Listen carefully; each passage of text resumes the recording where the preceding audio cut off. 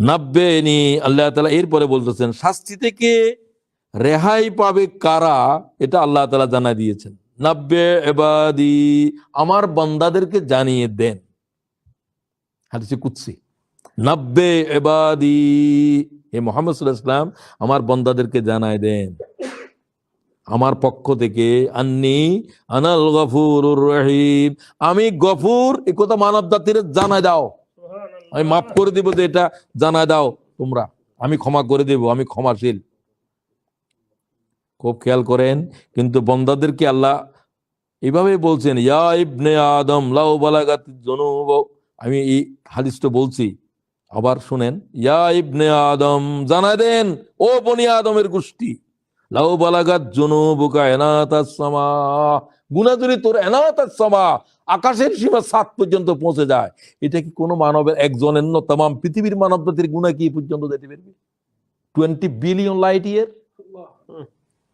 আল্লাহ এতদূরও যদি চলে যায়, সুম্মাস্তাগফিরতানি, এরপরে যদি তওবা করো, গাফারতু লাক, গাফারতু লাক, আমি মাফ করে দিব বলছি। পাপ করতে করতে যদি আকাশের সীমা পর্যন্ত তোর গুনাহ রাশি পৌঁছে যায়, যদি ক্ষমা চাও, শুধু একটাই শর্ত, সুম্মাস্তাগফিরতানি, আমার কাছে কি চাইতে হবে? ক্ষমা চাইতে হবে।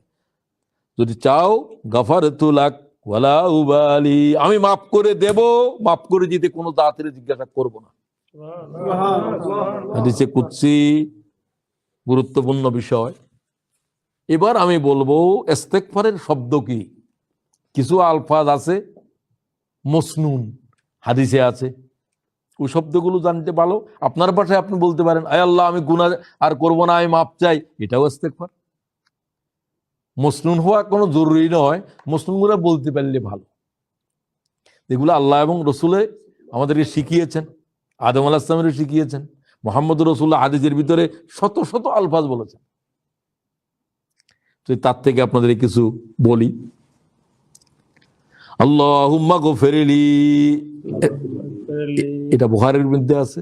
রাসূলুল্লাহ সাল্লাল্লাহু আলাইহি ওয়াসাল্লাম এটা প্রত্যেক নামাজের 7 জায়গার ভিতরে পড়তেন। কয় জায়গায়? 7 জায়গায়। বহুতবার বলছি, আজকে আবার বলতেছি আপনাদের আমলে আসার জন্য। সুবহান রাব্বিয়াল আলা, সুবহান রাব্বিয়াল আযীম, তাসবিহ 3 বার, আল্লাহুম্মা গফিরলি, মনে থাকবে ইনশাআল্লাহ। ও আল্লাহ আমাকে মাফ করে দেন। আমিন। আর একটা শব্দ যোগও করতে পারেন, ওয়ালি ওয়ালিদাইয়া, আল্লাহুম্মা গফিরলি ওয়ালি ওয়ালিদাইয়া, ও আল্লাহ আমাকে মাফ করেন, আমার আব্বা আম্মারে মাফ করে দেন। আব্বা আম্মার বেশি হক আল্লাহ বলছে কোরআন শরীফে। এতটুকু বলা ভালো, পুরাটা কোরআন শরীফের আয়াত আর কতদূর গেলে কোরআনের আয়াত হয়ে যায়, তো এতটুকু পর্যন্ত খামোশ থাকেন। এই হলো ইস্তেগফারের শব্দ। নামাজের সালাম ফিরে রাসূলুল্লাহ কি বলছে? আস্তাগফিরুল্লাহ, আস্তাগফিরুল্লাহ, একবারে বিশুদ্ধ হবে। হাদিসে বুখারীতে বর্ণিত, মুসলিমে বর্ণিত। এটাও, এগুলো ইস্তেগফারের শব্দ। আস্তাগফিরুকা, এটাও বলতে পারেন, এই আল্লাহ আমি আপনার কাছে, আস্তাগফিরুল্লাহ যেমন কা আল্লাহরে বলতেছে, এটাও হাদিসে আছে আবু দাউদে, আস্তাগফিরুকা ওয়া আতুবু ইলাইকা, আস্তাগফিরুকা ওয়া আতুবু ইলাইকা, তুমি আল্লাহ তোমার কাছে ক্ষমা চাই, তোমার দিকে ফিরে আসলাম। এখানে আল্লাহও বলা যাবে, আল্লাহ বলাটা বরং বেশি উত্তম। আস্তাগফিরুকা তুমি বললে প্রণাউনও ব্যবহার করা যাবে। গফরানাকা, ও আল্লাহ তাআলা আমরা ক্ষমা চাই আপনার কাছে। গফরানাকা, টয়লেট থেকে আসার পরে রাসূলুল্লাহর প্রথম শব্দ কি? গফরানাকা। দেখেন, ক্ষমা, সব জায়গায় শুধু ক্ষমা। ঘুমের থেকে উঠলে ক্ষমা, নামাজে সালাম ফিরাইতে ক্ষমা, টয়লেট থেকে আসলে ক্ষমা। খালি ক্ষমা চাওয়াটাই মুহাম্মদ সাল্লাল্লাহু আলাইহি ওয়াসাল্লামের জিন্দেগির আলোচনা করবো একটা, যে রাসূলুল্লাহ সাল্লাল্লাহু আলাইহি ওয়াসাল্লামের জীবনের ভিতরে ইস্তেগফার কিভাবে ব্যবহার করছে আল্লাহর পয়গম্বরে। হুজুর বলছেন, আনা নবিয়্যুত তাওবা, আমি ইস্তেগফার এবং তওবার পয়গম্বর। সে আলোচনা পরের জন্য রইল। আর কি? রব্বে গফিরলি, আল্লাহ আমার কি করো? আবু দাউদ, ইবনে মাজাহ, প্রভু আমাকে মাফ করো, ওই একই কথা। আল্লাহুম্মা ইন্না নাস্তাঈনুকা ওয়া নাস্তাগফিরুকা, তোমার কাছে সাহায্য চাই আর তোমার কাছে ক্ষমা চাই। আল্লাহুম্মা ইন্না নাস্তাঈনুকা ওয়া নাস্তাগফিরুকা, শুধু ওয়া নাস্তাগফিরুকা বলতে পারেন, আল্লাহুম্মা নাস্তাঈনুকা এটাও বলতে পারেন। এগুলো তো আপনারা বাইহাকির ভিতরে আছে, আমরা দোয়া কুনুত পড়ার সময় পড়ি। তো ওই দুইটাই হলো যে ইস্তেগফার। ইস্তেগফার একটা ইস্তেগফার শুধু এটাই বলতে পারেন, আল্লাহুম্মা আস্তুর আওরাতি ওয়া আমিন রাওয়াতি। যুদ্ধে জয় পরাজয় হচ্ছে না, রাসূলুল্লাহ ইস্তেগফার শুরু করলেন। খন্দকের যুদ্ধ, এই মুনাজাত সাহাবীরা বলতেন, হুজুর আমাদেরকে বললেন তোমরা এই মুনাজাত করো, আল্লাহুম্মা আস্তুর আওরাতি, এটা গুনাহ মাফ করো। এটা বলতে ও আল্লাহ আমাদের গুনারে ডাকি দাও, চাদর দিয়ে ডাকি দাও। আমিন রাওয়াতি, আমাদের জন্য, আমাদের যুদ্ধ, আমাদের জন্য যে অস্থিরতা, আল্লাহ এটাকে তো আমার জন্য আমান করে দাও, উল্টা করে দাও। ভয় ভীতি এটাকে কি করে দাও, আমান করে দাও, নিরাপত্তা দিয়ে দাও। এই হল, এটাও ইস্তেগফার। এটা ইবনে মাজাহ, আবু দাউদে। আস্তাগফিরুল্লাহ ওয়া আতুবু ইলাইহি, বুখারী মুসলিম। আয় আল্লাহ তাআলা, আমরা ক্ষমা চাই, তোমার কাছে তওবা করছি, ক্ষমা চাই, তওবা করছি। ক্ষমা চাইও বলতে পারেন, আবার তওবা যোগ করলে আরো উত্তম। যে ইস্তেগফারের উপরে হাদিসে একবারে স্পষ্ট বেশি বর্ণনা আছে, সেটা হলো যে এই ইস্তেগফার, আস্তাগফিরুল্লাহাল্লাযী লা ইলাহা ইল্লা হুয়াল হাইয়ুল কাইয়্যুম ওয়া আতুবু ইলাইহি, আবু দাউদ, তিরমিজি। হুজুর পাক এই হাদিস বর্ণনা করার সময় বলছেন যে আমাকে যুদ্ধের মাঠে রেখে যারা পালিয়ে যায় তারা তো হারাম করে, গুনাহ কবিরা করে। এমনি যুদ্ধের মাঠ থেকে পলায়ন করা কি গুনাহ কবিরা। আল্লাহ বলছে তোমরা যুদ্ধের মাঠ থেকে পালাও নাই, তোমরা জাহান্নাম নিয়ে পালাইছো। এইরকম গুনাহ যদিও কেউ করে, এই ইস্তেগফার বললে মাফ হয়ে যাবে। একবার হাদিস শরীফে এইভাবে বলা আছে, আমি ওটা আপনাদেরকে এরপরে হাদিস শরীফ শোনাবো, এখন জানাই দিলাম। তো এটা বলেন একটু সবাই, এটা একটু বেশি গুরুত্বপূর্ণ ইস্তেগফার। আস্তাগফিরুল্লাহাল্লাযী আস্তাগফিরুল্লাহাল্লাযী লা ইলাহা ইল্লা হুয়াল হাইয়ুল কাইয়্যুম ওয়া আতুবু ইলাইহি। হ্যাঁ, এই তওবা বেশি গুরুত্বপূর্ণ। এবং রাসূলুল্লাহ সাল্লাল্লাহু আলাইহি ওয়াসাল্লাম বলছেন আমাকেও যদি যুদ্ধের মাঠে রেখে পালিয়ে যাও উম্মতেরা, এই জাতের গুনাহ আল্লাহ মাফ করে দেবে। তো আল্লাহ তাআলা তো মাফ করে দেওয়ার জন্যই বসে আছে, মাফ চাওয়া লাগবে শুধু। আর কি, আল্লাহুম্মা গফির লাহু ওয়ারহামহু। কোন মৃতকে দাফন করার পরে হুজুর বলে তোমরা তার জন্য দোয়া করো। কি দোয়া করবা? আল্লাহুম্মা গফির লাহু, আল্লাহুম্মা গফির, তাকে মাফ করো। রাসূলুল্লাহ দোয়া করতেন এভাবে, কবরের সামনে দাঁড়াই। ওয়ারহামহু, তার উপরে কি করো? রহম করো। এটা মসনুন হাদিসের লফজ। কারো জন্য ইস্তেগফার করা, আল্লাহুম্মা গফির লাহু ওয়ারহামহু, ওয়ারহামহু, এতটুকু আপনারা জেনে রাখেন, এটা মুসলিমের রাওয়ায়াত। এগুলো হলো মসনুন ইস্তেগফার। জানাজার সালাতে আমরা তাদের জন্য দোয়া করি, আল্লাহুম্মা গফির লিহাইয়িনা ওয়া মাইয়িতিনা। দেখেন, শুধু তাদেরকে মাফ করে দাও, ওয়া শাহিদিনা ওয়া গায়বিনা ওয়া সাগীরিনা ওয়া কাবীরিনা, বড়দেরকে, ছোটদেরকে, উপস্থিতদেরকে, অনুপস্থিতদেরকে, ওয়া যাকারানা ওয়া উনসানা, ক্ষমা। মুদ্রার জন্য জানাজা হলো যে ক্ষমার দোয়া। কিসের দোয়া? ক্ষমার দোয়া। এরপরে আল্লাহ পরওয়ারদিগার যে ইস্তেগফার নবী সাল্লাল্লাহু আলাইহি ওয়াসাল্লাম সফরের বিষয়ে বেশি পড়তেন। হুজুর সফরের বিষয়ে আল্লাহুম্মা ইন্নী যালামতু নাফসি ফাগফিরলি, আল্লাহুম্মা ইন্নী যালামতু নাফসি। আমার কাছে এটা খুব ভালো লাগে, এটা রাসূলুল্লাহ সাল্লাল্লাহু আলাইহি ওয়াসাল্লামের ইস্তেগফার। আল্লাহুম্মা ইন্নী যালামতু নাফসি ফাগফিরলি, হে আল্লাহ আমি আমার উপরে জুলুম করছি, আমারে কি করো? বলেন, আল্লাহুম্মা ইন্নী যালামতু নাফসি ফাগফিরলি, আল্লাহুম্মা ইন্নী যালামতু নাফসি ফাগফিরলি। 20 বার করে করে পড়েন প্রত্যেক নামাজের পরে। নিজের যত গুনার নাম হলো যে জালেম। এরপরে আদম আলাইহিস সালামকে আল্লাহ যে তওবা শিখালেন সেটা সবচেয়ে মূল্যবান। রব্বানা যালামনা আনফুসানা, যালামনা আনফুসানা ওয়া ইল্লাম তাগফির লানা ওয়া তারহামনা লানাকুনান্না মিনাল খাসিরিন। আদম আলাইহিস সালামের তওবা এটা ভয়ঙ্কর তওবা। একটা মাত্র গুনাহ করেছেন, লজ্জিস। গুনাহ বললে অনেকে বলেন যে নবীরা গুনাহ করে, নবীরা তো ইচ্ছা করে গুনাহ করে না। আর ইচ্ছা করে গুনাহ করলেও আল্লাহ নবীদেরকে সাথে সাথে ধরে, আমাকে তোমাকে ধরবে না, সংশোধন করে দেয়। নবীরা গুনাহ করতে, নবীরা তো মানুষ। গুনাই করলো না, তো আদম আলাইহিস সালাম উলঙ্গ হলো কেন? হাওয়া উলঙ্গ হলো কেন? আল্লাহর কাছে কি বলতেছে? আল্লাহ কি বললেন? যালামনা আনফুসানা, ও আল্লাহ আমি আমার প্রতি জুলুম করছি। পরবর্তীকার জুলুম মানে গুনাহ, অনিচ্ছাকৃত। এই একটা গুনার জন্য আদম আলাইহিস সালাম, কেউ বলছে 300 বছর পর্যন্ত আকাশের দিকে আদম আলাইহিস সালাম চোখ তুলে নাই শরমে। আল্লাহর চোখ দেখাইব কেমন? কোন পয়গম্বর এত কাঁদে নাই। আমি একটা এই প্রবন্ধে লিখছি, এগুলো পড়ার এখন সময় নাই। 1000 বছর পর্যন্ত আদম আলাইহিস সালাম শুধু কেঁদেছে, কেঁদে কেঁদে দুনিয়া আসছে, কেঁদে কেঁদে দুনিয়ার থেকে বিদায় হয়েছে। কত বছর হায়াত? 1000 বছর। ছেলেদের ভিতরে তিনি পয়গম্বর দেখে গেছেন শীষকে। সবাইকে বললেন তোমরা আমার পুত্র শীষকে আল্লাহ পয়গম্বরে দিছে, আমার পরে তার কথা মতো চলবা। তখন প্রায়, এটা ইতিহাস আমি জানি না, কেউ কেউ লিখছেন প্রায় 40,000 আওলাদ তার পর্যন্ত রেখে যাচ্ছেন। 1000 বছর বয়স, আর বাচ্চা হইতো এক জোড়া জোড়া ছেলে মেয়ে, 40 জোড়া পর্যন্ত জন্ম দিয়েছে হাওয়ায়।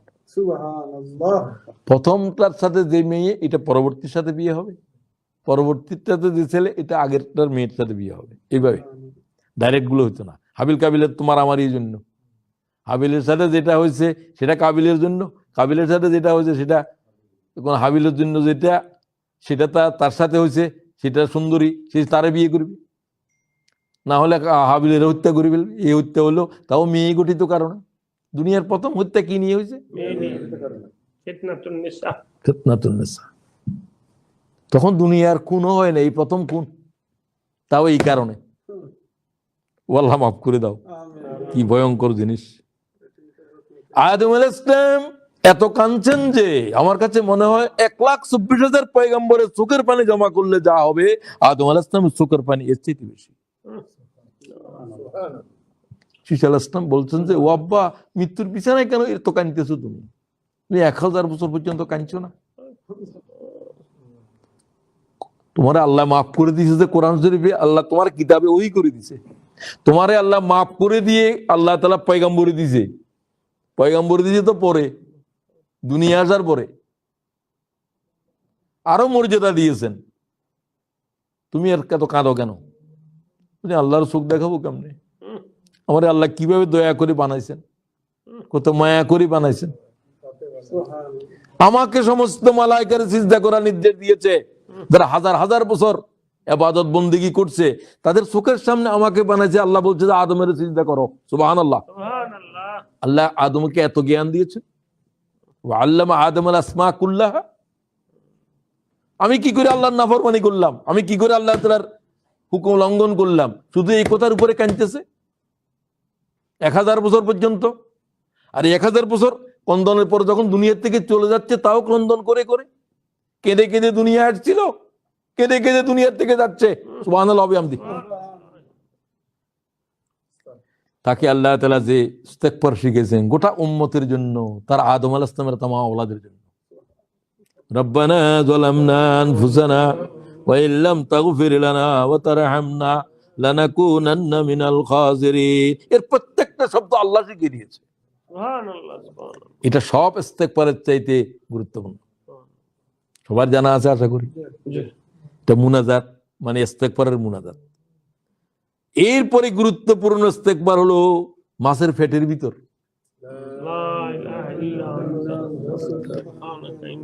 ওই আগে যে বললাম 1 লক্ষ মানুষের পয়গম্বর, একজন মানুষ ঈমান আনতে রাজি হয় নাই, একজন। তো আল্লাহ তাআলা বললেন যে, ও আল্লাহ তাআলা, আমার কওম তো ঈমান আনতে রাজি হচ্ছে না, কি করবো? কয় 3 দিনের সময় দাও। কয়দিন? 3 দিনের সময় দাও। তাদেরকে বলে দাও, যদি ঈমান না আনো ভয়াল ইতিহাস ঘটবে। তারা কয় যা ঘটবে ঘটুক, গিয়ে আমরা নাই, আমরা ঈমানের কাছে নাই। আমরা বাপদাদারা যে পথে আমরা আছি, এই সব পয়গম্বরদেরকে এইটাই বলছি। ক্বালু বাল নাত্তাবি মা আলফাইনা আলাইহি আবানা। আমরা আমাদের আবারা যে পথে আছে, আমরা সেই পথে আছি।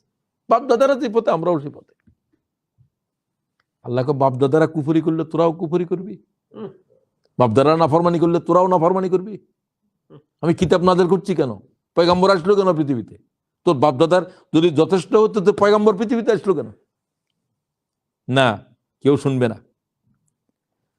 ইউনূস আলাইহিস সালামকে আল্লাহ তাআলা বললেন 3 দিন পরে, তারপরে দেখো কি হয়।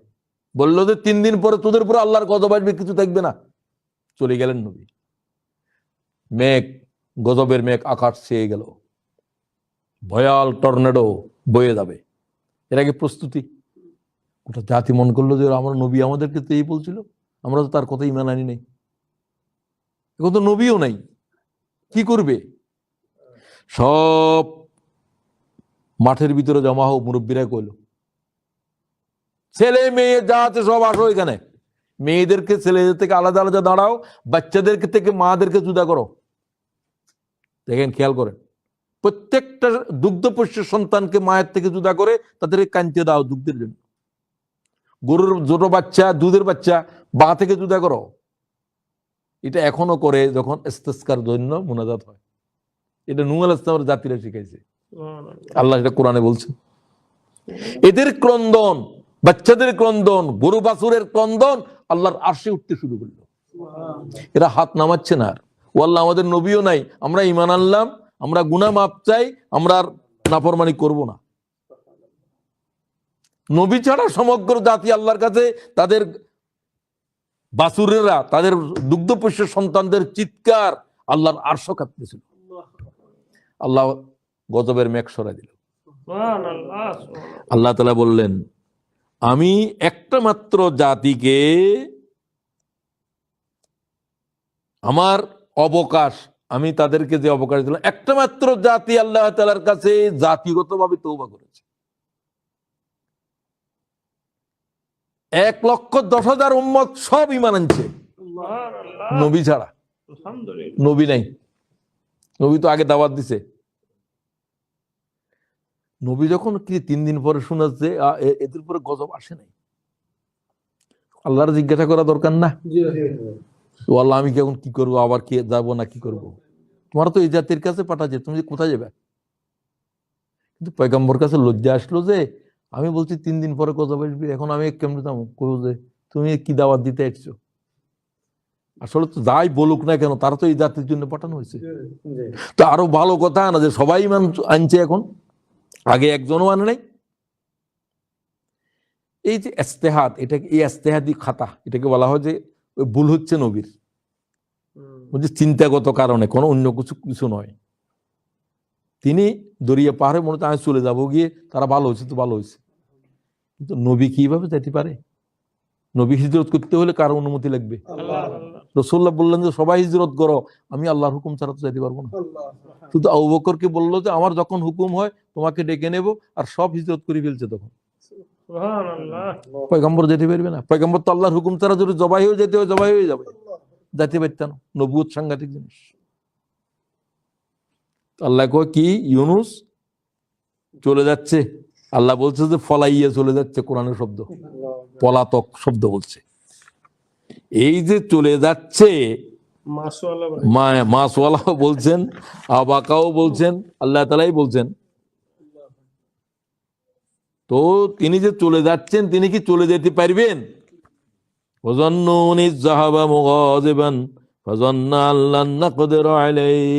মাসওয়ালা মনে করতে চলে যেতে পারবে। সে ভরা নৌকাতে উঠছে, চলে যাচ্ছে। সে উঠার সাথে সাথেই সাইক্লোন শুরু হয়েছে, এবং তখন কুলে আসার অবস্থাও নাই। তারা বললো যে নৌকা ডুবে যাচ্ছে, 2-1 জন কমাইতে হবে। তো কারে কমাবে? লটারি করো, কোরআন শরীফের আয়াত। লটারিতে নাম উঠছে ইউনূস। কে ইউনূস? আমি ইউনূস। এত সুন্দর চেহারা পয়গম্বর, তারা তো চিনে না পয়গম্বর। পয়গম্বর তো ওই জাতের জন্য, এ তো অন্য এলাকার মানুষ চলে যাচ্ছে। তিনি ইরাকের একটা নানুয়া এলাকার জন্য নবী, একটা গ্রামের এরিয়া, ওই এলাকার জন্য। অন্য এলাকায় তো আর কোনো তাঁর দাওয়াতের জায়গা নেই। তো কজে না, আবার দাও, আবার ইউনূস, আবার দাও, আবার তারা ইউনূসের পালাইতে চাচ্ছে না। ইউনূস আলাইহিস সালাম বুঝে ফেলছে, নবী তো জামা খুলে ফেললো। দরিয়ায় ঝাঁপ দিল। ঝাঁপ দেওয়ার সাথে একটা মাছ এভাবে হা করলো যে এক হাত আর দরিয়ার উপরে উঠে গেছে, আর এক হাত নিচে পেটের ভিতরে ঢুকে গেল, পেটের ভিতরে নিয়ে ফেলছে। তাফসীরকারীরা বলছেন আল্লাহ তাআলা বাহারে আখরস, ভূমধ্য সাগর এটাকে বলে, লাল দরিয়া, ওই দরিয়ার নীল তিমিরে নির্দেশ দিল এক মাছ ভয়ঙ্কর জলচর, ইউনুসের পেটে রাখো, হজমও করতে পারবে না, গোশত খাইতে পারবে না, চিবাইতে পারবে না, পেটের ভিতরে রাখো। তাফসীরকারীরা বলছে এই মাছ ভূমধ্য সাগর থেকে, সে যে কোন সাগরে আসছে সেটার কোনো তাফসীরকারীর নাম নাই, এইভাবে আসছে যেন সে উড়ন্ত বিমান আসতেছে, সাগরের পানিকে এইভাবে ভেঙে আসি পৌঁছছে ইউনুস আলাইহিস সালামের পেটে নিয়ে ফেললো। সে মহাসমুদ্রের ভিতরে ডুব দিল। এই মাছ আর কিছু খাইতে পারতেছে না, কেউ বলছে 3 দিন, কেউ বলছে 7 দিন, ইমাম তাবারি বলছেন 40 দিন। কোথায়? মাছের ভিতরে, পানির নিচে না, মাছের পেটে। মাছ কোথায়? মহাসাগরের তলদেশে। ইউনুস আলাইহিস সালাম প্রথমে মনে করছে তিনি মারা গেছেন, গভীর সমুদ্রের ভিতরে আল্লাহর জিকির শুনতেছে, পাথরদের জিকির, লা ইলাহা ইল্লা আনতা সুবহানাকা, এতটুকু এতটুকু, তুমি ছাড়া কোনো এলাহা নাই, হে পবিত্র। তিনি নড়ে চড়ে উঠলো, দেখেছে কিরে আর হাত মাথা সব ঠিক আছে, দেখা যায় আল্লাহর জিকির করতে আসে, সাগরের তলদেশের থেকে আসে। তিনি অন্ধকারের ভিতরে, মাছের পেটের অন্ধকার, সাগরের তলদেশ, তলদেশে কি কোনো আলো আছে? সাগরের তলদেশের অন্ধকার, রাতের অন্ধকার, এই অন্ধকারের উপর অন্ধকার। এই জিকিরের সাথে তিনি যোগ করলেন ইস্তেগফার, মানে আমি জুলুম করছি। এটা কিন্তু পাথরে এটা পড়েন না, লা ইলাহা ইল্লা আনতা সুবহানাকা, তিনি যোগ করে দিলেন ইন্নী কুনতু মিনাজ জালিমিন, ওই আদম আলাইহিস সালামের জালিমিন, ও আল্লাহ আমি জালেমদের অন্তর্ভুক্ত হয়ে গেছি, আমি তোমার না বলে কি করে হিজরত করতেছিলাম, আল্লাহ তুমি আমার রেহাই দাও। খুব ভালো করে চিন্তা করেন আল্লাহর ধরা কিরকম, কত ক্ষুদ্র বিষয় রে। আল্লাহ তো নবীদের জন্য এগুলা ক্ষুদ্র নয়, তাদেরকে তো উম্মতের হেদায়েতের জন্য পাঠানো হয়েছে, দাওয়াতের জমিন থেকে কোথাও যেতে পারবে আল্লাহর ইজাজত ছাড়া। 40 দিন পর্যন্ত মাছের পেটের ভিতরে সিদ্ধ হয়ে গেছে, একটা পশম ছিল না, গোশত সিদ্ধ হয়ে গেছে, কিন্তু হজম হচ্ছে না, মারাও যাচ্ছে না। তিনি দেখলেন যে তিনি দাঁড়াতে পারবেন, বিশাল মানে বোয়িং বিমান, এর পেট এত বড়, দাঁড়াই গেলেন, সিজদা করলেন, বললেন ও আল্লাহ আমি এমন জায়গায় তোমার সিজদা করছি, এই জায়গায় কেউ সিজদা করে না। এত কাতর কণ্ঠে তিনি আল্লাহ তাআলার এই জিকির করতেছিলেন যে এই আওয়াজ আল্লাহর আরশে পৌঁছে গেছে। মালায়েকারা এই আওয়াজ যাচ্ছে, বলছে ও আল্লাহ খুব দূরতম একটা এলাকা থেকে তোমার এক বান্দা তোমার ডাকতেছে, এই ডাকটা মনে হচ্ছে নি, কিন্তু কে এটা? হাদিস শরীফে আছে, অনেক লম্বা হাদিস, ইমাম তাবারি বর্ণনা করছেন এটা। ওয়াল্লাহি তাআলা আমরা এই আওয়াজ শুনতেছি, অনেক দূরের থেকে আসতেছে, কিন্তু এটা কার আওয়াজ আমরা কিছু বুঝতে পারতেছি না। আল্লাহ কয় এটা আমার বান্দা ইউনুসের আওয়াজ। কয় তোমার বান্দা ইউনুসের কি হয়েছে? সে তো ইবাদত বন্দেগী বেশি করতো, তার সম্পর্কে তো আমরা জানতাম। আল্লাহ তাআলা তারা কয় ফেরেশতারা, হিনা বাদা লাহু আন ইয়াদউ বিহাযাল কালিমাত ওয়া হুয়া ফি বাতনিল হুত, তিনি মাছের পেটের থেকে বলতেছিলেন আল্লাহুম্মা লা ইলাহা ইল্লা আনতা সুবহানাকা ইন্নী কুনতু মিনাজ জালিমিন, ও আল্লাহ আমি জালিমদের ভিতরে, আল্লাহ আমার উপর রহম করো। ফাআকবালাতিদ দাওয়াতু তাহুফু বিল আরশ, আল্লাহর আরশের উপরে এটা ধাক্কা দিছে, দরিয়ার থেকে এই আওয়াজ আল্লাহর আরশে, সব মুনাজাত তো আল্লাহর কাছে পৌঁছতেছে। মালায়েকারা বলতেছে, ইস্তেগফারের এই কলেমা যখন আরশে পৌঁছলো, ফেরেশতারা শুনে বললেন প্রভু ইয়ে তো বহু দূরের ক্ষীণ এক পরিচিত আওয়াজ তোমার কোন গোলামের। তারা বলে আমা তারিফুনা যালিক, তোমরা কি চিনছো কে? এই হাদিস বর্ণনা করতেছে ইমাম তাবারি তার তাফসীরে, ক্বালু ইয়া রাব্বি ওয়া মান হুয়া, ও আল্লাহ এটা কে? তোমরা আওয়াজটা চিনি মনে হয়, কিন্তু এত ক্ষীণ, এত দূরদেশের আওয়াজ, কোথায় আল্লাহর আরশ, কোথায় ভূমধ্য সাগরের অথবা মহাসাগরের তলদেশ, ও আল্লাহ আমরা চিনতেছি না তো। ক্বালা আযযা ওয়া জাল্লা আবদি ইউনুস, আবদি ইউনুস। আমার বান্দা ইউনুস, সুবহানাল্লাহ ওয়া বিহামদিহি। ক্বালু আবদুকা ইউনুস আল্লাযী লাম ইয়াজাল ইয়ারফাউ লাহু আমালুন মুতাকাব্বালুন ওয়া দা'ওয়াতুন মুস্তাজাবা। ওয়াল্লাহ, এই বান্দার তো তোমার কাছে হাজার হাজার ইবাদত, হাজার হাজার তার মুনাজাত তো আকাশে উঠতো নিয়মিত। সে তো তোমার কাছে আল্লাহ তাআলা ভালো অবস্থায় অনেক বন্দেগী করছে, কোনো কারণে ভুল হয়ে গেছে, আল্লাহ তাআলা মাফ করে দাও। ইয়া রাব্বি আওলা তারহামু মা কানা ইয়াসনাউ ফির রাখায়ে ফাতুনজিয়াহু ফিল বালা। ও আল্লাহ, তুমি এই বলার থেকে ইউনুসের রেহাই দাও না। সমস্ত মালায়েকা আল্লাহর কাছে দরখাস্ত করল। ক্বাল আল্লাহ বালা, আল্লাহ কয় হ্যাঁ। ফাআমরাল হুত, আমি মাছকে নির্দেশ দিচ্ছি সাগরের বেলাভূমিতে তাকে বমি করার জন্য। কয়দিন পরে? 40 দিন। After 40 days। এটা ইব্রাহিম আলাইহিস সালাম 40 দিন ছিল কোথায়? আগুনে। ওই আগুন ছিল না, এখানে আগুন নয় কিন্তু আগুন। এটা এক ধরনের শাস্তি দিচ্ছে আল্লাহ, আরিদু আসসালামা। খুব কিন্তু অন্যদিকে নিবেন না কথা।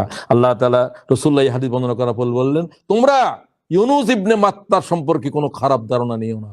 এই কথা ইমাম মুসলিম হাদিসে নিয়েছে। কেউ যদি মনে করে আমরা তো ইউনুস আলাইহিস সালামের চাইতে ভালো, হুজুর বলছে এইরকম কোন, এটা হুজুর সাল্লাল্লাহু আলাইহি ওয়াসাল্লাম হাদিসে বলছেন। এই হাদিস বলার পরে তার আব্বার নাম হলো মাত্তা, ইউনুস বিন মাত্তার সম্পর্কে এই ধারণা কেউ করবে না তোমরা তার চাইতে উত্তম। সে কি? পয়গম্বর, জবরদস্ত পয়গম্বর। আল্লাহ নবীর রসুলদের মর্যাদা তো অনেক বেশি। আল্লাহ তাআলা নির্দেশ দিলেন সাগরের বেলাভূমিতে। আল্লাহ বলছেন যে আমি তৃণহীন গাছপালা, তো সেখানে সাগরের তীরে তো গাছপালা নেই, বালি। আল্লাহ বললেন সেখানে তো বমি করার নির্দেশ দিল। সেখানে আল্লাহ তাআলা কি করলেন, একটা গাছ, লাউ গাছ বলছে, যেটার লতানো গাছ, তার মাথার উপরে দাঁড়াইলো। চলে যাওয়ার সময় আল্লাহ বলছেন ওয়া ইন্না ইউনুস লামিনাল মুরসালিন, আমার নবীদের ভিতরে সে একজন। ইযা আবাকা ইলাল ফুলকিল মাশহুন, স্মরণ করো যখন সে পালিয়ে যাচ্ছিল। এসব তো আল্লাহর আবাকা, আল্লাহর অনুমতি ছাড়া যাচ্ছে, এই জন্য আল্লাহ কি বললেন, পালিয়ে যাচ্ছিল। ফাসাহুম ফাসাহুম ফাকানা মিনাল মুদাহাজিন, লটারির ভিতরে সে ধরা পড়ে গেল, তার নাম উঠে বলতা কামাল হুতা বাহু মুনিম, সে মাছের পেটে চললো। সূরা আস-সাফফাতের 139 থেকে 44 আয়াত একবারে আল্লাহ তাআলা পুরা বর্ণনা করে দিচ্ছে। ফালাউলা আন্নাহু কানা মিনাল মুসাব্বিহিন, সে যদি নিজের জালেম বলে তাসবিহ না পড়তো, লালাবাসা ফি বাতনিহি ইলা ইয়াউমি ইউবাসুন, আমি তার মাছের পেটের ভিতরে হাজার হাজার বছর কিয়ামত পর্যন্ত রাখে যেতাম। এটার নাম আল্লাহ। আল্লাহু আকবার কও। যদি নিজের জালেম বলে সে ক্রন্দন না করতো, ইস্তেগফার না করতো, আমি আসরের পেটের ভিতরে তারে বন্দি রেখে দিতাম। কতদিন? ইলা ইয়াউমি ইউবাসুন, ইলা ইয়াউমি ইউবাসুন, পুনরুত্থান দিবস পর্যন্ত মাছের পেটে থাকতো। সুবহানাল্লাহ। আমি তার প্রতি দয়া করলাম, তাকে বের করে নিয়ে আসলাম। সুবহানাল্লাহ। তো যা পড়েছে এটা হলো যে ইস্তেগফার, ইউনূস আলাইহিস সালামের ইস্তেগফার। বলেন লা ইলাহা ইল্লা আনতা সুবহানাকা ইন্নী কুনতু মিনাজ জালিমিন। সাহাবারা বললেন হুজুর এটা কি শুধু ইউনূসের জন্য? কয়েক না, তোমাদের জন্যও তো। কারণ আল্লাহ বলছে না, কি বলছেন, কি বলছেন এরপর আয়াত, ফাস্তাজাবনা লাহু, আমি তার কথা শুনেছি, ওয়া নাজ্জাইনাহু, তাকে নাজাত দিয়েছি। ওয়া কাযালিকা নুনজিল মুমিনিন, মুমিনেরা যখন যে অবস্থায় যে কোনো বিপদে ডাকবে, ইউনূসের দোয়া আমি নাজাত দিয়ে দিব। নাজাতের সবচাইতে বড় ওষুধ হলো এটা। কি দোয়া পড়ো তোমরা, করোনার দোয়া পড়ো একটা, আমার নাতিও আমার শুনাইলো, আরে দোয়া ইউনূসই কবি, সবচেয়ে বড় ওষুধ হলো এটা। এর তো না শক্ত কোনো মেডিসিন নেই, এটা কোরআন শরীফের দ্বারা প্রমাণিত। ওয়াকাযালিকা নুনজিল মুমিনিন, ওয়াকাযালিকা নুনজিল মুমিনিন, মুমিনেরা যখন যে অবস্থায় যে কোনো বিপদে ইউনূসের দোয়া পড়বে, আমি আল্লাহ নাজাত দেব। হুজুর বললেন যে আল্লাহ কি বলছে শুনতেছো না, এটা ইউনূসের দোয়া না, তোমাদের জন্য দোয়া। তো আমি আর সামনের দিকে যাই, শেষ করে যদি যাই, তাহলে আমরা কিছু যে মসনুন তওবা। মুসা আলাইহিস সালামের তওবার দোয়াটা কিরকম? মুসা আলাইহিস সালাম তো মানুষ খুন করছে, ওমা, জি মার্ডারার প্রফেট। ভাইয়ের আবার উল্টায় বুঝবেন না, বুঝার জন্য বলতেছি। কই যে, ও আল্লাহ, আমি ঘুষি মারছিলাম যে মানুষ মরে গেছে, আমি এই দেশে কেমনে নবী হয়ে যাব? আল্লাহ কয়, যাও, তোমার মাফ করে দিছি আমি। যারে মারোটা আমি মাফ করার তো আমি, সে তারা যদি খুনও করি ফেলো তো খুনের বাদী তো আমি। আমার বন্দা কেন কুল করলে আমি না প্রশ্ন নিব? তুমি তো ইচ্ছা করো, তোমার মোটিভ কি ছিল আমি তো জানি। মোটিভ একটা বড় জিনিস জি, জি, আপনাদের বিচার এখানে যা আছে। মোটিভ হত্যা করার জন্য করেন নাই, তার জাতির উপর অত্যাচার করতেছিল, সে ডাকছে আমার বাঁচা। ফেরাউনের গোষ্ঠী ছিল, তার জাতি ছিল বনী ইসরাইলের জাত, তারা রক্ষা করতে গিয়ে ঘুষি মারছে। মুসা আলাইহিস সালাম একটু খুব তাগড়া ছিল। যেরকম আমি 1.25 পয়গাম্বর দেখছি, মুসার মতো এরকম তাগড়া দেখি নাই। তো ঘুষি সেরকমই হবে স্বাভাবিকভাবে। আচ্ছা, যাক, তো এখন মুসা আলাইহিস সালাম কি বলে? আনতা ওয়ালিয়ুনা, সূরা আরাফ 155। মুসা আলাইহিস সালামের ইস্তেগফার শুনেন, আরো আছে, এটা আমার কাছে ভালো লেগেছে। আনতা ওয়ালিয়ুনা ফাগফির লানা ওয়ারহামনা ওয়া আনতা খায়রুল গাফিরিন। ওয়া আনতা খায়রুল গাফিরিন, ক্ষমা করনেওয়ালা। আল্লাহ, তুমি তো ক্ষমা করনেওয়ালা সবার উপরে। মাবুদ, তুমি কি তুমি আনতা ওয়ালিয়ুনা, আল্লাহ তুমি আমাদের অভিভাবক, তুমি ক্ষমাশীল। ওয়ারহামনা, আমাদেরকে ক্ষমা করো। ওয়া আনতা খায়রুল গাফিরিন, তুমি সর্বশ্রেষ্ঠ ক্ষমার আদার। তো এটা আপনারা পড়বেন, এটা হচ্ছে ইউনূস আলাইহিস সালামের ইস্তেগফার। ইব্রাহিম আলাইহিস সালামের ইস্তেগফার, যেটা উনি বলছিলেন, রাব্বানা গফিরলি ওয়া লিওয়ালিদাইয়া ওয়া লিল মুমিনিন ইয়াউমা ইয়াকুমুল হিসাব। ইয়াউমা কুমুল হিসাব, ওয়াল্লাহ, হিসাবের সময় আমাকে, আমার আব্বা আম্মারে, মুসলিম জাতিরে আল্লাহ তুমি মাফ করে দাও। ইব্রাহিম আলাইহিস সালামের মুনাজাত, এটাও ইস্তেগফারের মুনাজাত। আর রাসূলুল্লাহ সাল্লাল্লাহু আলাইহি ওয়াসাল্লাম যেই পয়গম্বরের মুনাজাত বেশি পড়তেন, মা আয়েশা বলছে রাসূলুল্লাহর রাত ভোর হয়ে যেত, এটা ঈসা আলাইহিস সালামের মুনাজাত। আল্লাহ কোরআন শরীফে জিকির করছে, সেটা আপনারাও শিখে নিতে পারেন। সূরা মায়েদার 118 নম্বর আয়াত, সূরা মায়েদার 18 নম্বর আয়াত, ওয়া ইন তুআযযিবহুম ফাইন্নাহুম ইবাদুক। আল্লাহ, এরা তোমার গোলাম, তুমি যদি শাস্তি দাও কেউ তোমার রুখতে পারবে না, তোমার অধিকার, তোমার গোলামের তুমি শাস্তি দেবে। ওয়া ইন তাগফির লাহুম, যদি তুমি মাফ করে দাও তোমার কেউ জিজ্ঞাসা করতে পারবে। রাসূলুল্লাহ এই মুনাজাত পড়তেন বেশি উম্মতের জন্য।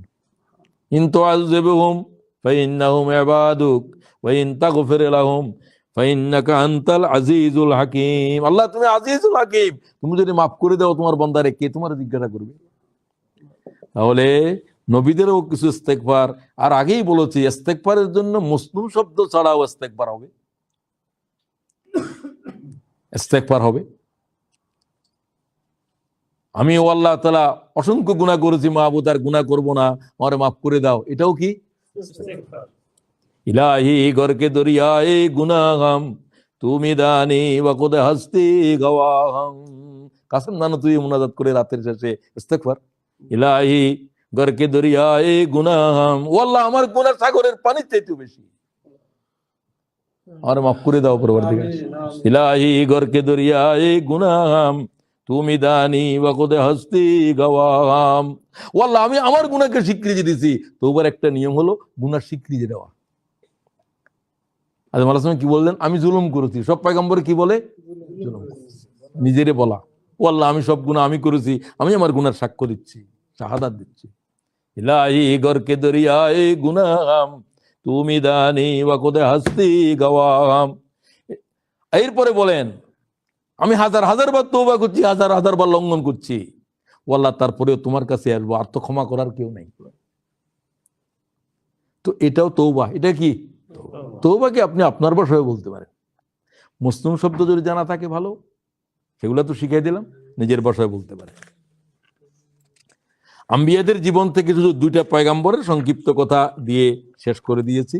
এবার আমি শেষ কনক্লুশন দিচ্ছি। তওবার বিষয়ে আল্লাহ তাআলার কোরআনের আয়াত অনেক বলা হয়েছে, হাদিসের কিছু কথা বলতেছে, এই কথাগুলো শুনেন একটু। এগুলো আল্লাহ তাআলার পয়গম্বরের কথা। কোরআন শরীফে তওবার উপরে যত আয়াত আল্লাহ বলছে, সর্বশ্রেষ্ঠ আয়াতটা কোনটি? হযরত ওমর জিজ্ঞাসা করে, কোরআনের বিশেষজ্ঞ সাহাবী আব্দুল্লাহ ইবনে মাসউদকে, হে আব্দুল্লাহ ইবনে মাসউদ, কোরআন শরীফে আল্লাহর গুনাহগার বান্দাদের জন্য আশার আয়াত কোথায় লুকিয়ে আছে? তখন তিনি বললেন, ওয়াল্লাযীনা ইযা ফাআলু ফাহিশাতান আও যালামু আনফুসাহুম যাকারুল্লাহ ফাস্তাগফিরু লিযুনুবিহিম والذين إذا فعلوا فاحشة أو ظلموا أنفسهم ذكروا الله فاستغفروا لذنوبهم ومن يغفر الذنوب إلا الله ولم يصروا على ما فعلوا وهم يعلمون। এই আয়াত আপনারা পড়ে নিতে পারেন। এটা হলো সূরা ইমরানের 135 নম্বর আয়াত। আর যেটা আব্দুল্লাহ ইবনে মাসউদ জবাব দিলেন সেটা সূরা জুমারের 53 আয়াত। কুল ইয়া ইবাদিয়াল্লাযীনা আসরাফু, এই আয়াতটায় কুল শব্দ আছে। কোরআন শরীফে কুল শব্দওয়ালা কত আয়াত আছে? 313। কুল শব্দওয়ালা কত আয়াত আছে? 313। এগুলো কোরআন শরীফের ভয়ঙ্কর আয়াত, যেগুলো আল্লাহ কোরআনের ভিতরে বলেন যে বলে দাও বলে দাও। কোরআন শরীফ তো বলে দেওয়ার জন্য, আবার বলে দাও কেন বলছে? এই স্টেজ দেওয়ার কারণ আছে। বলে দাও, আমার সম্পর্কে প্রশ্ন করতেছে, কল হু আল্লাহু আহাদ, আমি এক বলে দাও। সুবহানাল্লাহ, এটাকে চ্যালেঞ্জ করতে বলো, কে করবে? কে আছে এক? কোল শব্দ সাংঘাতিক। এটা কোলওয়ালা আয়াত। কুল ইয়া ইবাদিয়াল্লাযীনা আসরাফু, আমার বান্দাদেরকে বলে দাও যারা নিজেরা নিজেদের উপরে জুলুম করছে, গুনাহ করছে। জুলুম করা মানে কি? গুনাহ, বাড়াবাড়ি।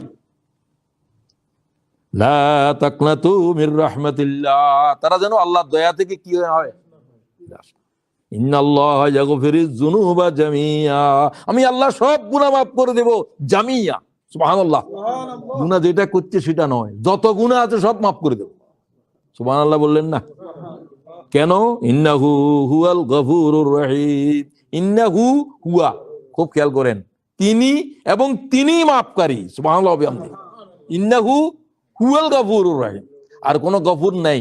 আর তিনি গাফুর ন, তিনি রহিমও, মাফও করে দিবেন, গুনাহ এগুলাকে নেকি বানায় দিবেন। সুবহানাল্লাহ। রাসূলুল্লাহ সাল্লাল্লাহু আলাইহি ওয়াসাল্লাম কয়েকটা হাদিস শুনেন এই বিষয়ের উপরে কথা শেষ করার জন্য, যেহেতু আর এই বিষয়ে কথা বলতে পারবো না। আন আনাসিন ক্বালা ক্বালা রাসূলুল্লাহ আফরাহু বিতাওবি আবদিহি মিন আহাদিকুম সাকাতা আলা বাঈরিহি। হুজুর বললেন, তৃষ্ণার্ত বেদুইন উট বেঁধে রেখে ক্লান্ত অবস্থাতে শুয়ে গেলেন মরুদ্যানের ভিতরে। ঘুমের থেকে জাগ্রত হয়ে দেখলো উট নাই, খাদ্য দ্রব্য নাই, কি করে মরু পাড়ি দেবে? উট হচ্ছে মরুর জাহাজ। কানতে কানতে কিভাবে যাব আমি, আমার তো মরণ। আবার ঘুমিয়ে গেল, উট ফিরে আসলো, যে উট দাঁড়িয়ে আছে। এত খুশি হয়ে গেল যে উটেরে দেখার পরে কি কয়, আনতা আব্দি ওয়া আনা আব্দুক, ও আল্লাহ আমি তোমার রব, তুমি আমার বান্দা। বেশি খুশিতে অ্যাবনর্মাল কথাবার্তা বলা শুরু করছে। হুজুর বলছেন, এই ব্যক্তি তার ফিরে পাওয়া উটকে পেয়ে যতটুকু খুশি হয়েছে, আল্লাহর গোলাম যেটা চলে গিয়েছিল আল্লাহর কাছে তওবা করে ফিরে আসলো, আল্লাহ তার উপরে এর চেয়ে বেশি খুশি হবে।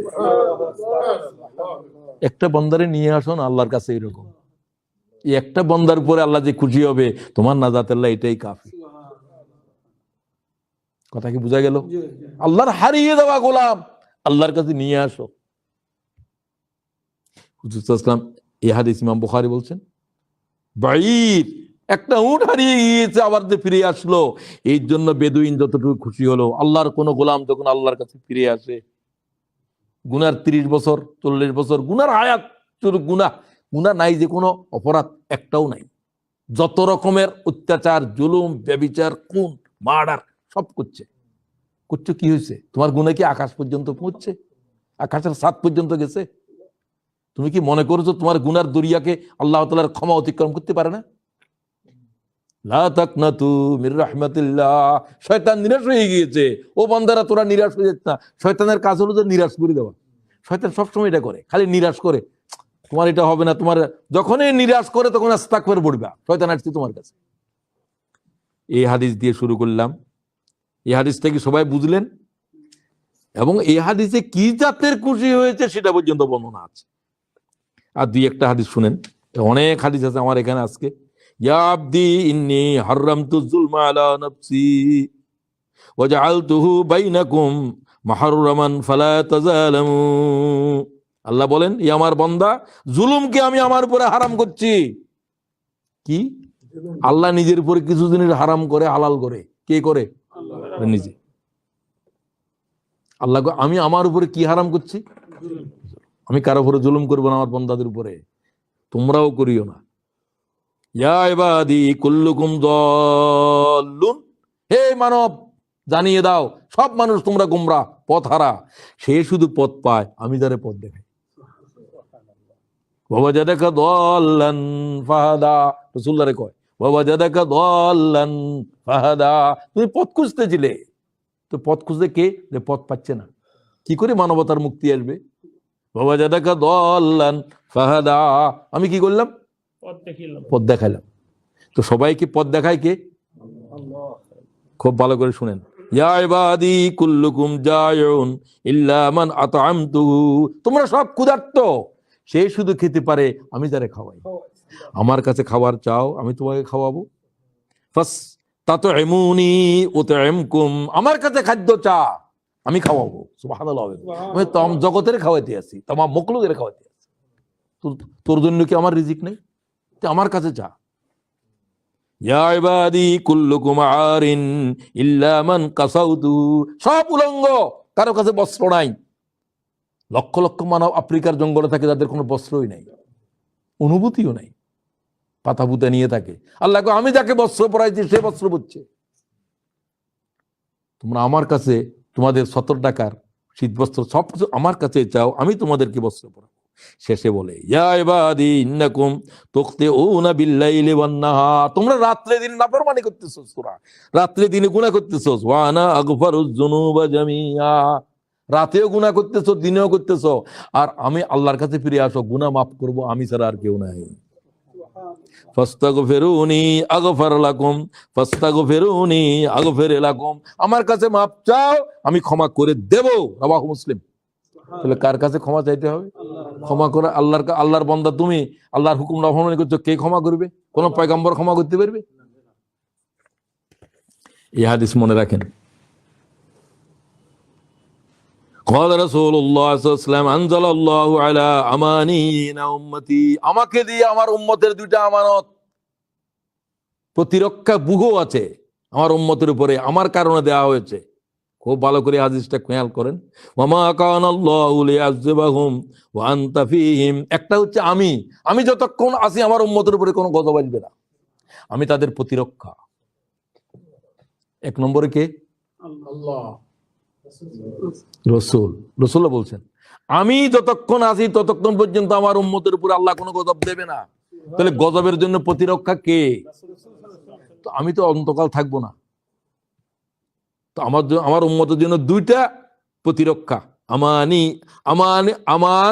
নাই নে দুইটা, লে উম্মতি ওমা কান আল্লাহু লিয়াযযিবাহুম ওয়া আনতা, একটা হলো আমি। এই আয়াতটা কোরআন শরীফে আছে সূরা আনফালের 33 নম্বর আয়াতে। আল্লাহ তাআলা বলে দিয়েছেন, মুহাম্মদ তুমি যতক্ষণ আছো ততক্ষণ কোনো গজব আসবে না, আর তোমার উম্মতেরা যতক্ষণ শেষ রাত ইস্তেগফারের কান্না করবে ততক্ষণ ওই জাতির উপরে গজব আসবে না। দ্বিতীয় রক্ষাকারী কি জিনিস? এখনো আল্লাহর কিছু গোলাম কাঁদে, এই জন্য গজবের থেকে রেহাই পাচ্ছ। কয় না সিন্নি খালি কার জন্য? হ্যাঁ, মোল্লা চিনলে না। ও তো সিলেটের ভাষায় বলছে ভালো করে, মোল্লা চিনলে না, ও ঠিকই বলছে। এটা কিন্তু কথা কোরআন শরীফের আয়াত, অন্যভাবে বলা হচ্ছে, যাদের চোখের পানির কারণে আল্লাহর গজব জমিনকে স্পর্শ করতেছে না, তোমরা তাদের উপরে বোমা নিক্ষেপ করছো, তোমরা তাদের কারণে খাচ্ছ। ভাই একটা হয়েছে যে পঙ্গু, সে টাকা পয়সা নষ্ট করে বেশি, আছে এরকম পঙ্গুর ভিতরে দুষ্ট। রাসূলুল্লাহর কাছে সাহাবী গিয়ে বলে, ইয়া রাসূলুল্লাহ, আমার ভাই একটাই তো কিছু করতেও পারে না, আমার সম্পত্তি টাকা পয়সা সব নষ্ট করে। রাসূলুল্লাহ চুপ করলেন। কয় তোমার আর কিছু বলার আছে? কয় নাই। কয় তুমি যা পাইতেছো, যা কিছু তোমার কাছে আছে, সব ওর কারণে আছে। কার কারণে? ওর জন্য। তুমি ওর জন্য আছো, তোমাকে আল্লাহ ওর জন্য দিতে আছে। কথা বুঝলেন? খুব ভালো করে বুঝবেন। ওর জন্য তোমার কাছে, কার জন্য কে খাইতেছে কেউ জানে না। তুমি বলতো যে এর বিরুদ্ধে অভিযোগ নিয়ে আসছো, তুমি খাইতেছো ওর জন্য, আল্লাহ ওর জন্য দিতেছে, তোমাকেও দিতেছে, হেডটাও দিতেছে। আচ্ছা, কুল্লু বনি আদম খাত্তাউন ওয়া খায়রুল খাত্তাইন আত-তাওয়াবুন। সমস্ত বনি আদম গুনাহগার। কোন গুনাহগাররা উত্তম? যারা ক্ষমা চায়। ক্ষমা চায়। ক্ষমা চায় না, গুনাহ করে না, আল্লাহর কাছে এই প্রিয় নয়। গুনাহ করেছে, ক্ষমা চাইছে, আল্লাহর কাছে ও নেককার। গুনাহ করে নাই যে, এর চাইতে অনেক বেশি মর্যাদাবান। আল্লাহ কয়ে তোরা তওবা না করতি গুনাহ করে, আমি তোদেরকে ক্রাশ করে দিতাম, আমি এমন বান্দা বানাতাম যেগুলা গুনাহও করবে আবার ক্ষমাও চাইবে। আমি সত্তার, আমি গফফার।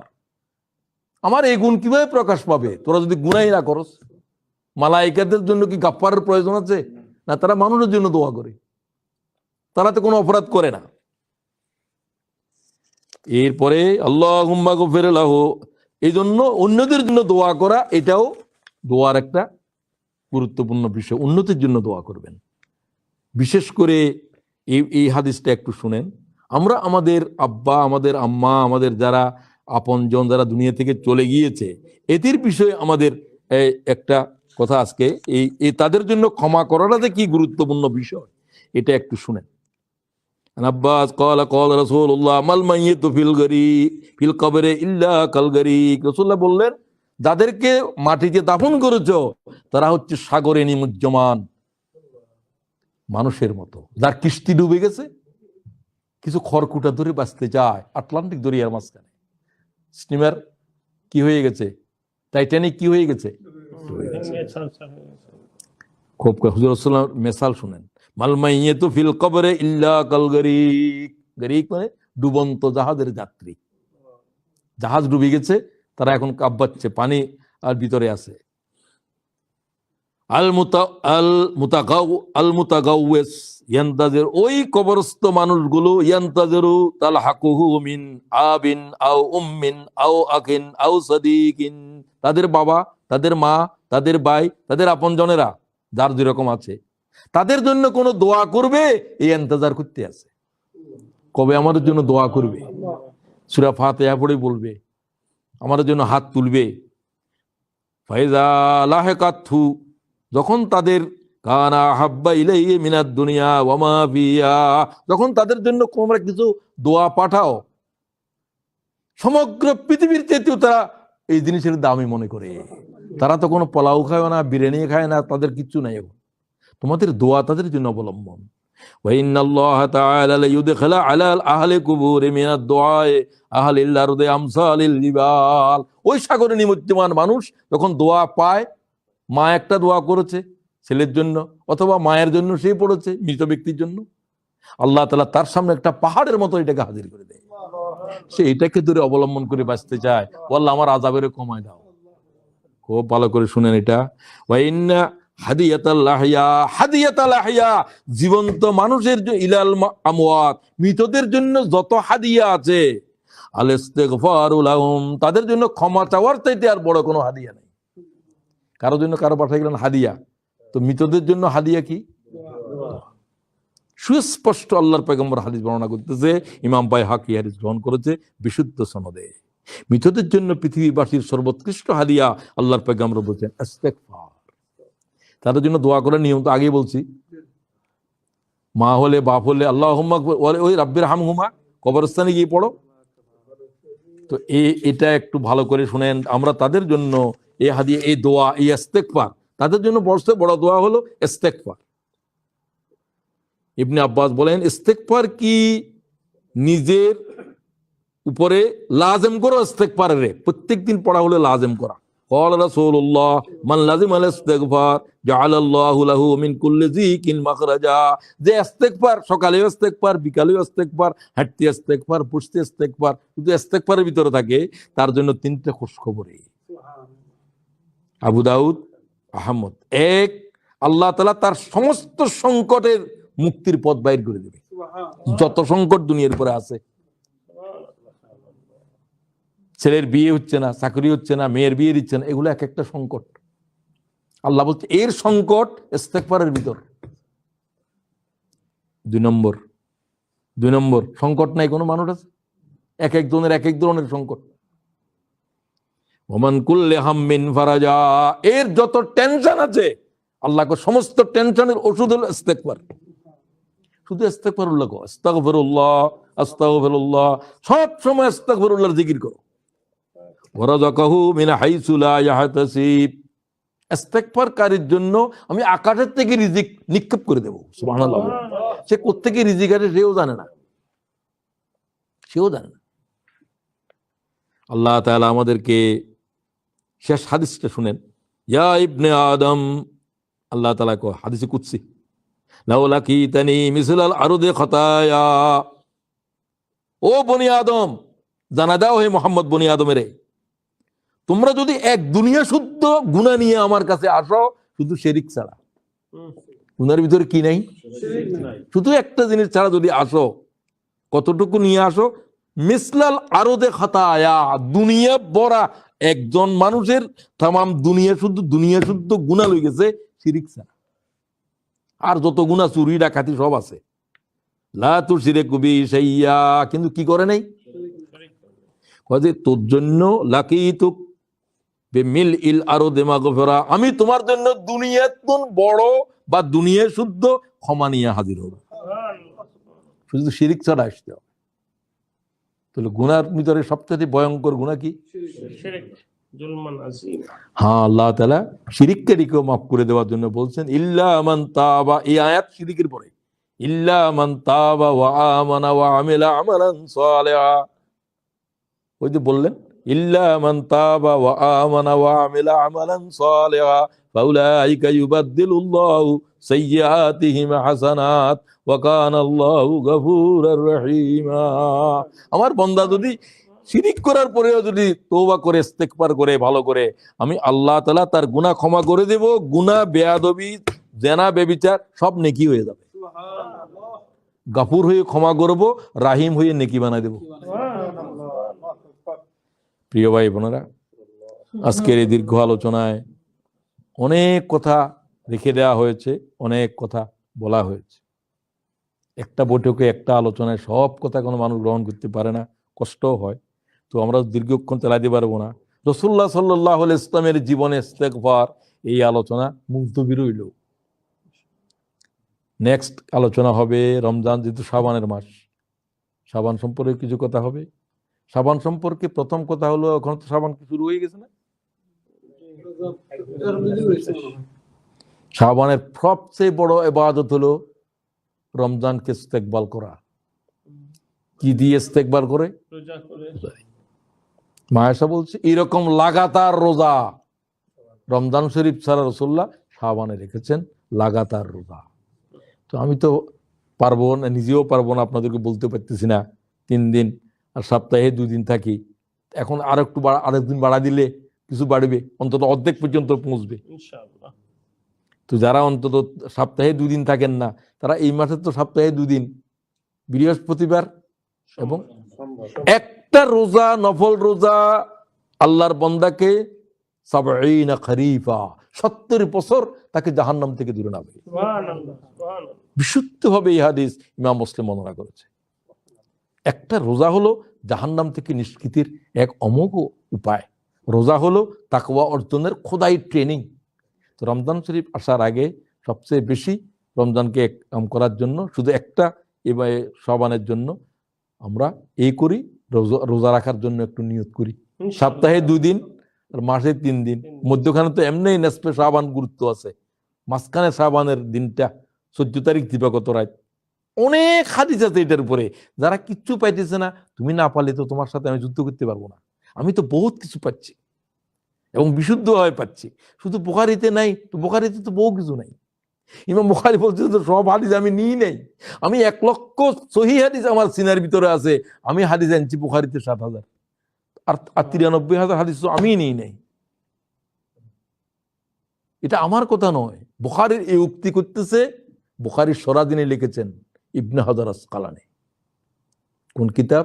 ফাতহুল বারী। এই জাতের কোন কিতাব আল্লাহর কোরআনের পরে, হাদিস শরীফের পরে আর কোন কিতাব এই জাতের ফাতহুল বারীকে মোকাবেলা করার কোন কিতাবই নেই। সেই কিতাব ইমাম বুখারীর বুখারী শরীফ লিখতে 16 বছর গেছে, আর তার সরা লিখতে 23 বছর সময় ইবনে হাজার আসকালানির খতম হয়েছে। তো যাই হোক, আমি কোনো বলতেছি না এগুলো নিয়ে। তো আসুন আপনারা শাবানের চাঁদেরও এই নিসফে শাবানটা গুরুত্বপূর্ণ রাত, এটা রাতটা গুরুত্বপূর্ণ। সেদিন দিনেও রোজা রাখতে পারে, এমনি তো 3 দিন রুখলে ওটা আসেই বীজের রোজার ভিতরে পড়ে যাবে, আর সপ্তাহে 2 দিন।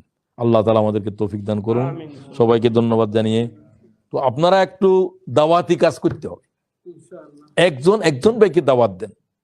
আর বোনদের কাছে আমরা আমাদের সামনে থেকে আমি আজকে মুজিব ভাইকে বলছি যে আমরা প্রোগ্রামটাকে আরো একটু মানুষের কাছে পৌঁছানোর চেষ্টা করি। ইনশাআল্লাহ। পৌঁছানোর জন্য যে আমরা আইডি দিয়ে করি, আমরা জুমে যদি করি, তাহলে যারা আসতে পারলো না, আমেরিকা থেকে প্রোগ্রাম শুনতে যাচ্ছে।